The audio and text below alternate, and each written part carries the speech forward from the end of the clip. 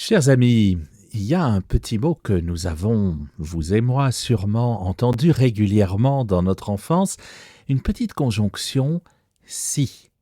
Si tu te conduis bien, alors trois petits points.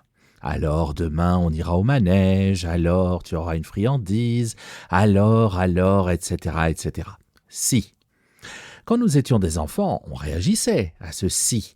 C'était une saine motivation dans la plupart des cas. On essayait d'être digne de la suite de la phrase. Il faut que je me conduise bien pour bénéficier de ce qu'annonce le si. Poser une condition pour obtenir quelque chose de Dieu, c'est plus ou moins ce que faisait la fin de notre première lecture tirée du second livre des Chroniques. Quiconque fait partie de son peuple, le Seigneur est avec lui. Si vous faites partie de son peuple, autrement dit, alors Dieu est avec vous. Reste à faire partie du peuple élu. L'Ancien Testament fonctionne comme cela, avec des si d'élection, des conditions. Il faut en remplir un certain nombre, connaître et respecter tous les commandements, par exemple, moyennant quoi Dieu vous aidera. C'est un peu enfantin, mais c'est l'Ancien Testament en même temps. On a dépassé tout cela, enfin, on aurait dû, parce que malheureusement c'est très souvent le niveau de foi auquel on est resté, parce que c'est comme cela qu'on nous a éduqués dans la foi. Si tu respectes les commandements, alors Dieu te récompensera.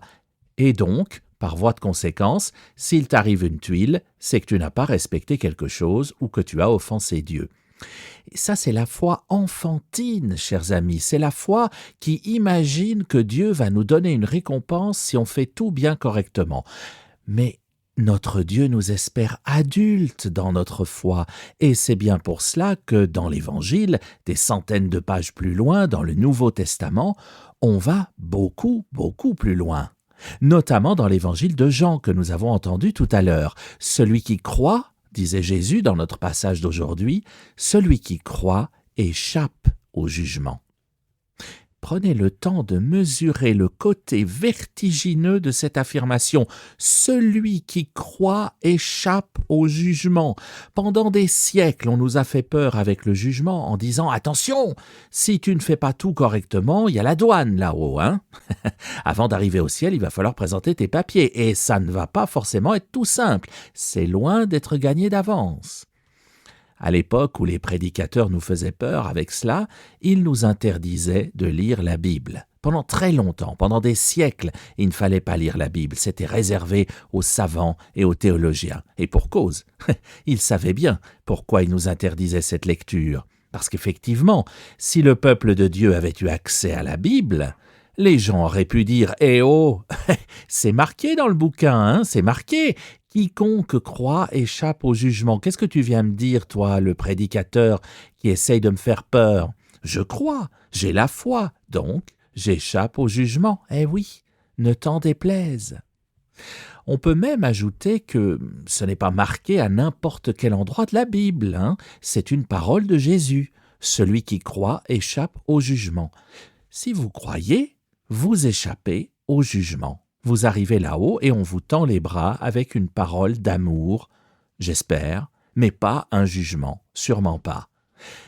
Reste à savoir ce que veut dire croire, évidemment, parce que Jésus nous dit aussi que la foi, si nous en avions déjà gros comme un grain de moutarde, nous pourrions déplacer les montagnes.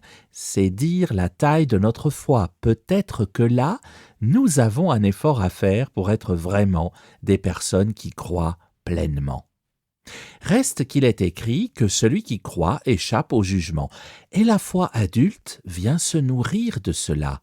Sans parler du reste du texte, parce que juste avant cette phrase vertigineuse, il y en avait une autre, tout aussi vertigineuse. Dieu a envoyé son Fils dans le monde, non pas pour juger le monde, mais pour que par lui, le monde soit sauvé. On a envie de dire aux prédicateurs de jadis, qu'est-ce que vous ne comprenez pas là-dedans? Il n'a pas envoyé Jésus pour nous juger, il l'a envoyé pour nous sauver. C'est quand même pas tout à fait la même idée, hein? Dieu n'a pas envoyé son Fils pour juger le monde, mais pour nous sauver. Ayons bien cela à l'esprit, chers amis. Et si nous n'étions pas encore complètement convaincus, Nous avions encore notre deuxième lecture de ce jour, la lettre de Paul aux Éphésiens, qui nous répétait 2 fois une phrase pour qu'elle nous rentre bien dans la tête. Cette phrase que vous avez entendue 2 fois, la revoici. C'est par grâce que vous êtes sauvés. Sous-entendu, il n'y a pas quelque chose à faire pour mériter le salut, non. Si vous croyez, par grâce vous êtes déjà sauvés, nous disait Paul. Alors bien sûr, si l'on s'arrêtait ici, ce serait un peu facile. Cela reviendrait à dire « Très bien, je suis sauvé, je n'ai rien besoin de faire, tout cela est gratuit et donc je peux vivre ma petite vie tranquille et tout va bien. » Vous supposez bien qu'un tel cadeau de la part de Dieu qui a été jusqu'à nous donner son Fils pour nous sauver, un tel cadeau demande une réponse de notre part. L'erreur qu'on faisait dans le temps, c'est de croire que notre action devait venir avant le cadeau, qui était alors la réponse de Dieu, comme les enfants. Si tu fais tout bien, alors tu auras un cadeau. Non, c'est l'inverse. Le cadeau, nous l'avons reçu gratuitement. Mais cela suppose alors notre réponse. Cela suppose de dire merci. Et donc cela suppose une attitude digne de celui ou de celle qui reçoit un tel cadeau. Cela suppose de ne plus jamais douter de Dieu, de ne plus jamais oublier même son existence. C'est exactement ce que le psaume nous rappelait avec cette phrase que nous avons chantée, « Que ma langue s'attache à mon palais si je perds ton souvenir ». Alors je souhaite que ni vos langues ni la mienne ne s'attachent à nos palais, chers amis, parce que nous savons bien le don de Dieu, et si nous sommes ici, c'est précisément parce que c'est notre façon de lui rendre grâce.